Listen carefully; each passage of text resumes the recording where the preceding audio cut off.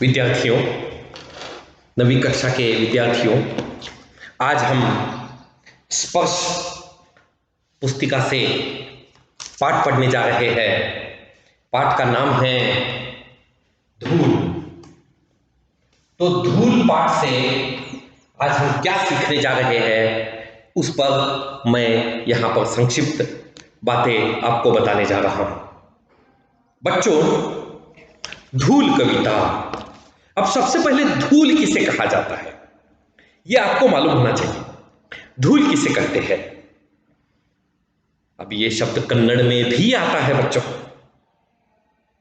कन्नड़ में भी धूल ही कहा जाता है। ಏನ್ ಧೂಳು ಒಳಗಾಡ್ಲಾಗತ್ತೀವೋ, ಏನು ಧೂಳು ಒಳಗಾಡ್ಲಾಗತ್ತಿ, ಎಲ್ಲ वही मई ಎಲ್ಲ हुलस ಮಾಡಿಕೊಂಡು ಏನು धूल ಒಳಗಾಡ್ತಿ, ऐसा हम बोलते वक्त बोलते हैं। धूल यानी क्या? मिट्टी के कण। ये जो जमीन पर उड़ने वाली मिट्टी है, ये हवा से उड़ने वाली मिट्टी, इसी हवा से उड़ने वाली मिट्टी को धूल कहा जाता है। अब ये धूल अपने साथ कई चीजों को ले उड़ती है, जिनमें कचरा है, तिनके है, कागज है, गंदी चीजें हैं, सभी ये हवा के साथ उड़ जाते हैं और ये धूल के भीतर समाकर ये उड़ने लगते हैं हवा में। तो ये धूल में खेलना, धूल से अपने शरीर को गंदा करना किसे पसंद है? धूल से अपने शरीर को गंदा करना कौन चाहता है? वो है छोटा बालक। छोटे बालक को कुछ नहीं पता होता। छोटे बालक को यह भी नहीं पता होता कि ये मिट्टी है, ये गंदी चीज है, इसे शरीर पर नहीं लगाना चाहिए, इससे शरीर की त्वचा फट जाती है, स्किन खराब हो जाता है, ये उसे पता नहीं है। कई बार छोटे बच्चे जमीन पर पड़ी हुई धूल को चाटने लगते हैं, चाटने लगते हैं। उन्हें कुछ नहीं लगता, इसमें बुरा महसूस नहीं होता। उन्हें लगता है कि ये भी खाने की चीज है। जब लेखक रामविलास शर्मा ने देखा कि उनका बेटा भोलानाथ मिट्टी में खेल रहा है, मिट्टी शरीर को लगा रहा है, मिट्टी खा रहा है, धूल खा रहा है, तो उनके मन में एक विचार आया। क्या विचार आया? तो ये ऐसा विचार आया कि जिसकी कल्पना आप कर ही नहीं सकते। ऐसे कई अद्भुत विचार उनके मन में जागने लगे। केवल अपने छोटे से बच्चे को धूल में खेलते हुए जब उन्होंने देखा तो उनके मन में हजारों विचार आ गए। अब ये हजारों विचार कौन से हैं? इन विचारों से वो क्या बताना चाहते हैं? तो बच्चों, मैं आपको संक्षिप्त में कवि के विचारों को स्पष्ट करना चाहूंगा। जरा ध्यान से सुनो कवि के क्या विचार है।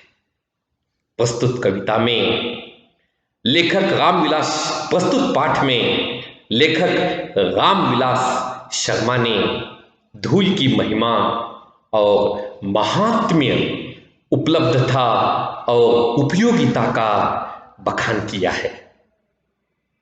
वो कहना चाहते हैं, अपनी किशोर और युवावस्था में पहलवानी करने वाले रामविलास शर्मा, यानी जब वो जवान थे, पहलवानी करते थे, तो वो क्या कहना चाहते हैं? तो अपने इस पाठ के बहाने पाठकों को अखाड़ों, गांवों और शहरों के जीवन जगत की भी सैर कराना चाहते हैं। अब जीवन जगत की सैर कैसे करना है सुनो।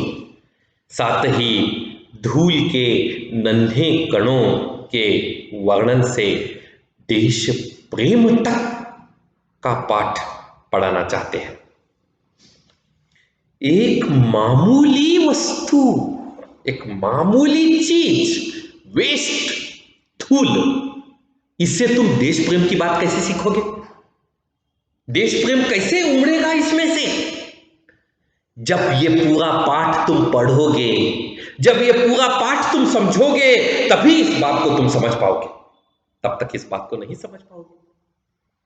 तो हमें इस पाठ से लेखक गांव, शहर, पहाड़, नहर, सबकी जानकारी दे रहे हैं। साथ ही साथ वो इस पाठ से देश प्रेम की भी बात सिखा रहे हैं। तो वो देश प्रेम की क्या बात है जरा मैं आपको यहां स्पष्ट करके बताऊंगा, सुनो। तो यहां पर इस पाठ को पढ़ने के बाद पाठक धूल को कोई तुच्छ वस्तु नहीं मानेगा और ना ही धूल को धूल की तरह उड़ाएगा। वो इससे बहुत कुछ सीखेगा। वो क्या है जरा सुनो। लेखक कहना चाहते हैं कि छोटे बच्चों को धूल में खेलना बहुत अच्छा लगता है। बच्चों को इसमें कोई खराबी नजर नहीं आती। लेखक जिस बच्चे का वर्णन कर रहे हैं वो भोलानाथ है। नाम ही जब भोला है तो उसका काम भी क्या होगा? काम भी वैसा ही होगा, भोलेनाथ जैसा।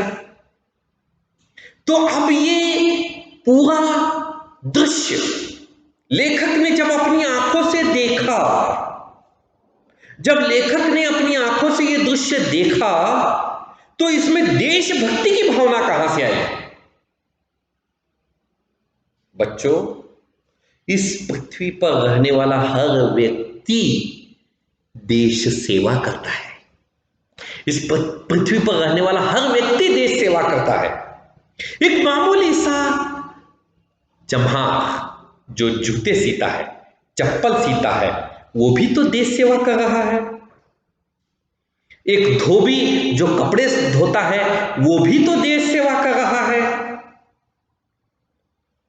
एक किसान जो खेतों में अन्न उगाता है वो भी देश सेवा कर रहा है।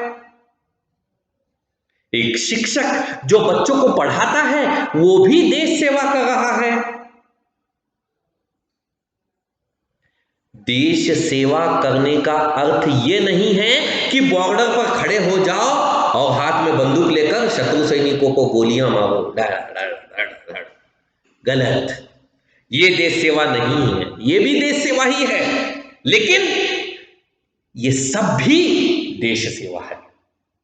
केवल ये एक देश सेवा नहीं है कि शत्रु से लड़ो, देश की आजादी देश को शत्रुओं से बचाओ।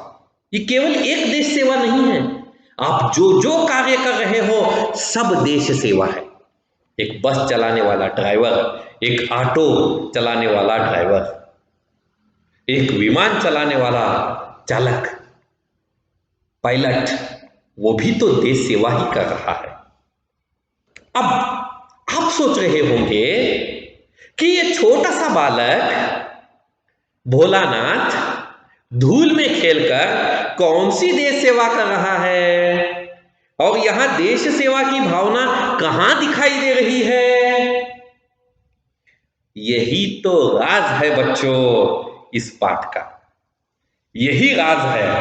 अगर मैं यही बात आपको अभी बता दूंगा तो इस पाठ में कोई अर्थ नहीं बचेगा। इस पाठ को आपको पहले अच्छी तरह से पढ़ना होगा। इस पाठ को आपको अच्छी तरह से समझना होगा। इस पाठ के एक एक वाक्य को आपको सीखना होगा। तभी आप ये सीख पाओगे कि यहां पर धूल से आप कैसे देश सेवा का ज्ञान प्राप्त कर सकते हो। तो बच्चों, मैं इसकी कुछ पंक्तियां आपको पढ़कर बताऊंगा। तो इन पंक्तियों को ध्यान से सुनो। हिंदी की एक मशहूर कविता है, हिंदी की एक मशहूर कविता है। कविता क्या है? तो सबसे सुंदर उस कविता की पंक्तियां हैं, और वो पंक्ति है, जिसके कारण धूली भरे हीरे कहलाए, जिसके कारण धूली भरे हीरे कहलाए। धूली भरे हीरे कब कहलाओगे? हीरा यानी डायमंड, वज्र, कन्नड़ में वज्र बोलते हैं। ये हीरा यानी डायमंड, ये वज्र, ये हीरा। धूल का हीरा कहीं होता है क्या? हाँ, आपके शरीर को पूरा ऊपर से नीचे तक धूल लगा हुआ है, और आप बोल रहे हो कि मैं भी एक हीरा हूं, तो लोग क्या करेंगे? लोग तुमको देखकर हंसेंगे। क्या पागल है। क्यों हंसेंगे? क्योंकि आपका ऐसा कुछ वहां पर चमत्कार नहीं दिखाई दे रहा है। तो यहां पर कवि लेखक ने अपनी पहली ही पंक्ति में लिखा है, पहली ही पंक्ति में क्या लिखा है उन्होंने? कि जिसके कारण धूली भरे हीरे कहलाए। ಮಕ್ಕಳೇ, ಸ್ವಲ್ಪ ಲಕ್ಷ್ಯ ಕೊಟ್ಟು ಕೇಳಿ. ಇವತ್ತು ನೀವು ಯಾವ ಪಾಠವನ್ನು ಕಲಿತಾ ಇದ್ದೀರಲ್ಲ, ಆ ಪಾಠದ ಹೆಸರು ಧೂಲ. ಧೂಲ ಅಂದರೆ ಮಣ್ಣು, ಧೂಲ ಹಾಳಾದ ಮಣ್ಣು. ಈ ಹಾಳಾದ ಮಣ್ಣ ಬಗ್ಗೆ ಇವರು ಬಹಳ ಚೆನ್ನಾಗಿ ವರ್ಣನೆ ಮಾಡಿ ಒಂದು ಪಾಠವನ್ನು ಕೊಟ್ಟಿದ್ದಾರೆ ನಿಮಗೆ. ಈ ಪಾಠದಿಂದ ನೀವು ಈ ತುಚ್ಛ ಮಣ್ಣನ್ನು, ಈ ಧೂಳನ್ನು ಏನಿದೆ ಇದರ ಅರ್ಥ, ಮತ್ತು ಹೇಗೆ ನಾವು ಈ ಧೂಳ ಬಗ್ಗೆ ನಾವು ಕಲಿಬಹುದು, ಈ ಧೂಳ ಒಳಗೆ ಏನು ಹಂತ ಪರಿ ಮುಚ್ಕೊಂಡಿದೆ, ಅದು ನಾವು ಈಗ ಕಲಿಯುವುದು ಸಮಯ ಬಂದಿದೆ. ಈ ಧೂಳದಿಂದ ನಾವು ಸಾಕಷ್ಟು ವಿಷಯವನ್ನು ಕಲಿಯಬಹುದು. ಅದು ಏನು ಈ ಪಾಠದಲ್ಲಿ ಬರೆದಿಟ್ಟಿದ್ದಾರೆ. ಕೇವಲ ಈ ಧೂಳು ಒಂದು ಸಾಧಾರಣ ಮಣ್ಣು ಅಂತ ತಿಳ್ಕೊಬೇಡ್ರಿ. ಇದರಿಂದ ನೀವು ದೇಶ ಸೇವೆಯ ಭಾವನೆಯನ್ನು ಕಲಿಯಬಹುದು. ನಮ್ಮ ಲೇಖಕರಾದ ರಾಮವಿಲಾಸ ಶರ್ಮಾ ಅವರು ಈ ಪಾಠದಿಂದ ನಮಗೆ ಈ ವಿಚಾರವನ್ನು ತಿಳಿಸ್ತಾ ಇದ್ದಾರೆ. ಈ ಎಲ್ಲ ಭಾವನೆಯನ್ನು ನಾವು ತಿಳ್ಕೋಬೇಕಂದ್ರೆ ಮೊದಲು ಈ ಪಾಠನ್ನು ಸರಿಯಾಗಿ ಓದಿ ತಿಳ್ಕೋಬೇಕು. ನಾನು ಮೊದಲ ಪ್ಯಾರಾಗ್ರಾಫ್ ಓದ್ತಾ ಇದ್ದೀನಿ, ಎಲ್ಲರೂ ಲಕ್ಷ್ಯ ಕೊಟ್ಟು ಕೇಳ್ರಿ. हिंदी की कविता की सबसे सुंदर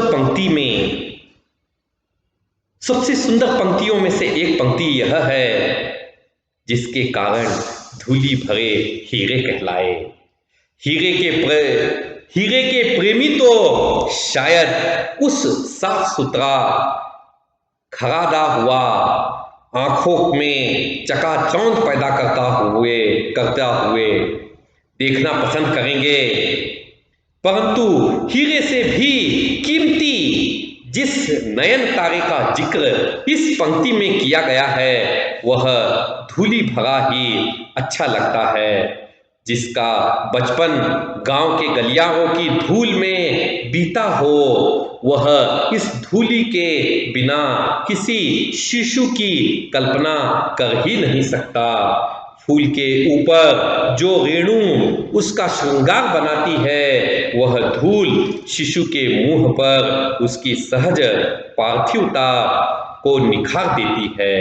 अभिजात वर्ग ने प्रसाधन सामग्री में बड़े बड़े आविष्कार किए हैं, लेकिन बालकृष्ण के मुंह पर छाई हुई वास्तविक गोधूली की तुलना में वह सभी सामग्री क्या धूल नहीं हो गई है।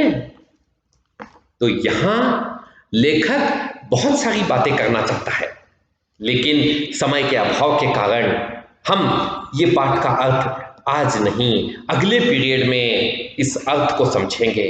और ये पूरे एक पैराग्राफ में लेखक हमें क्या बताना चाहता है, वो मैं आपको अगले पीरियड में बताऊंगा। आज के लिए आपका होमवर्क है, गृह कार्य है, हिंदी में गृह कार्य कहते हैं, कि इस पाठ को अच्छी तरह से पढ़ो और इस पाठ में आए हुए श्रुतलेख शब्दों यानी कठिन शब्दों को 2-2 बार लिखो। लगभग 20 शब्द आपको ढूंढ कर निकालने हैं, तो ऐसे 20 शब्दों को आपको 2-2 बार लिखना है। अगले पीरियड में मैं इसका अच्छी तरह से वर्णन करूंगा। धन्यवाद।